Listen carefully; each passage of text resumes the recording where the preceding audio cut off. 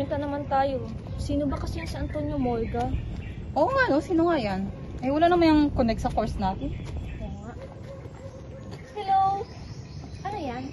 Siyempre, gumagawa kami ng assignment about kay Antonio Morga. Ayo, tapos na kayo. Hindi pa. Bukas na lang yan. Matutulog muna ako. Pagod na ako eh.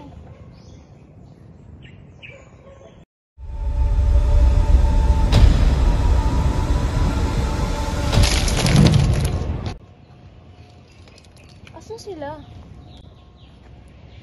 Asan ako? Hi! Asan kayo? Bakit ko na sila?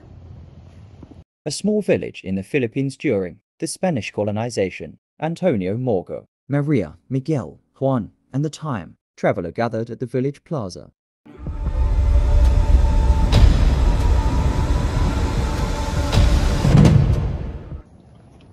Buen día a todos ustedes. Buen dia, senyor. Salamat. Ako ay si Antonio Morga, isang Kastilang historiador. At ako ay narito sa Pilipinas upang dokumentahin ang pangyayari at kasaysayan ng Pilipinas. Malugod naming tinatanggap ka, Sr. Morga.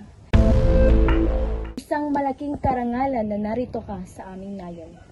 Oo, malugod namin tinatanggap ka. Nostros ios colonizadores Espanyol ay pinagmamalaki ang aming presensya dito sa Pilipinas. Sr. Morga, mabuti at narito ka.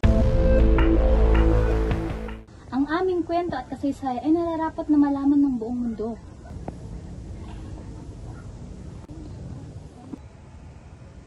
Sorry? Hindi ko mapigilan ang aking sarili na makinig sa inyong usapan. My name is Clara at naglakbay ako mula sa nakaraan. Un visitante inesperado. Maligayang pagdating, Clara. Maaari mo bang sabihin sa amin paano ka at saan ka nang galing?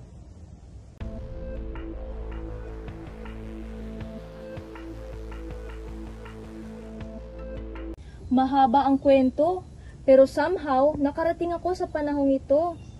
May mga alam ako sa nangyayari sa nakaraan. Kasama na rito ang pananakop ng mga Kastila sa Pilipinas.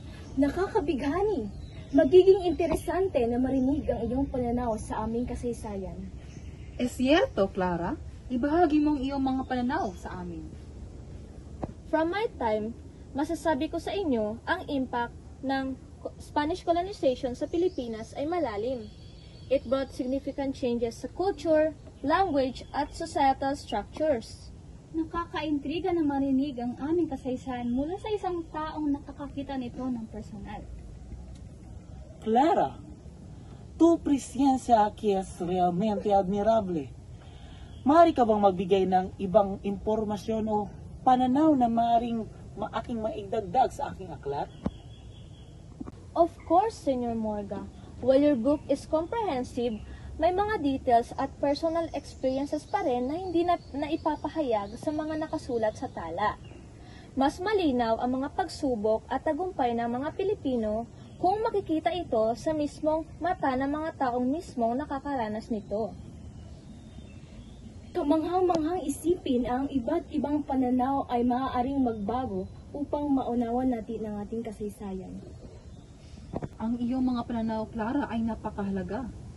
Esto proporciona una dimensión única sa ating mga pag-uusap tungkol sa pananakop ng mga Kastila sa Pilipinas. Salamat sa inyong kind words.